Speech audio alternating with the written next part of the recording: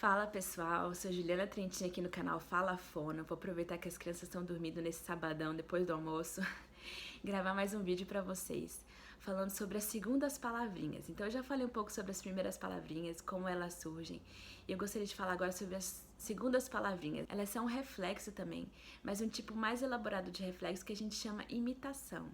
Lá por volta de 1 ano e a partir de então, as crianças começam a ter um boom neurológico no cérebro delas. Começa a brotar um monte de neurônio, em especial um tipo que chama neurônio espelho.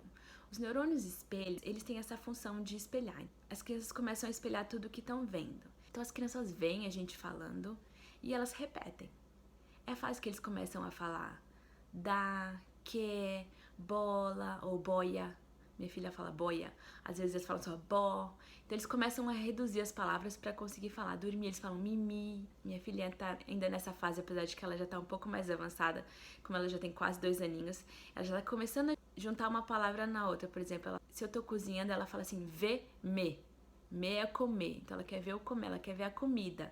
Então ela já começou a juntar as palavrinhas e formar as primeiras frasezinhas. Outra coisa que eu queria falar com vocês é, se seu filho chega lá por volta de 1 aninho, e ele não soltou umas primeiras palavrinhas, se chega por volta de 2 anos e ele já não tem um bom repertório de palavrinhas, um bom tanto de palavrinhas para se comunicar, ele não tem essa iniciativa de querer falar e tudo, eu aconselho você a conversar com seu pediatra ou buscar um fonoaudiólogo de confiança para fazer uma avaliação, porque é o que é esperado para essa idade. Então vamos para as dicas dessa fase. Converse de frente para o seu bebê, deixe que ele observe seus lábios. Além de estar usando a parte auditiva do cérebro, ele vai estar usando a parte visual ao observar seus lábios. Então você está tentando engajar esse cérebro.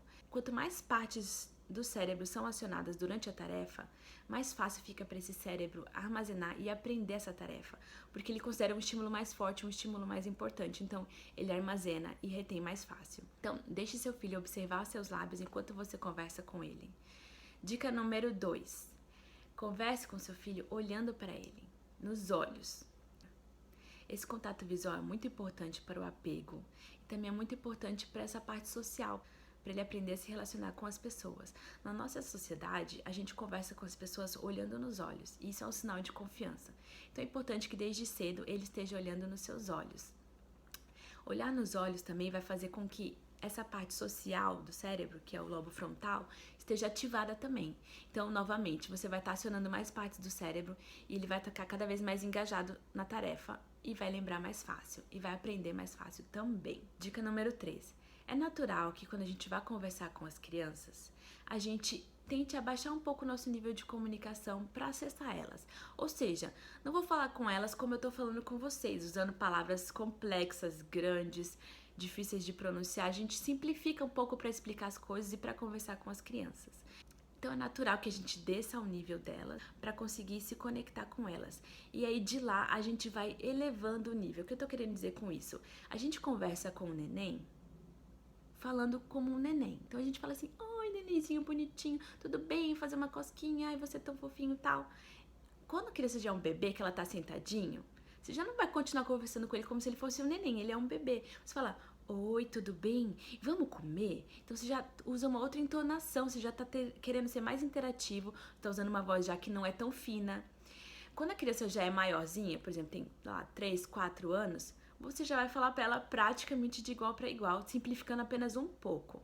A partir dos 5, 6 anos, dá para conversar com a criança, lógico que não nos assuntos, né? Eu tô falando assim da modalidade, mas como você conversa com um amigo. O mesmo tom de voz, sem ficar puxando a voz para ser mais fininha.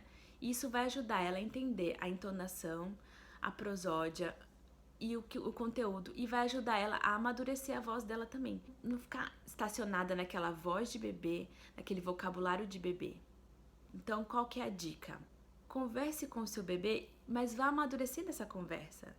Fale com o seu bebê, mas vá amadurecendo essa fala também, para que ele possa te acompanhar nesse movimento e amadurecer também. Bom, pessoal, por hoje é só. Eu espero que tenham gostado. Quem gostou, curte, compartilha e se inscrevam aqui no canal para receber as notificações e continuar seguindo nosso conteúdo. Beijos e até a próxima!